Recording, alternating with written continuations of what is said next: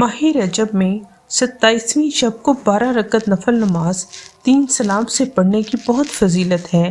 یہ نفل نماز اس طرح سے پڑھیں کہ پہلی 4 رکعت میں سورۃ فاتحہ کے بعد 3 مرتبہ سورۃ قدر پڑھیں۔ 4 رکعتیں پڑھنے کے بعد قبلہ رخ بیٹھ کر نہایت توجہ اور یکسوئی سے 70 مرتبہ یہ پڑھیں۔ بسم اللہ الرحمن الرحیم، لا الہ الا اللہ الحق المبین۔ اس کے بعد پھر 4 رکعت نفل پڑھیں اور ہر رکعت میں سورۃ فاتحہ کے بعد 3 مرتبہ سورہ نصر پڑھیں۔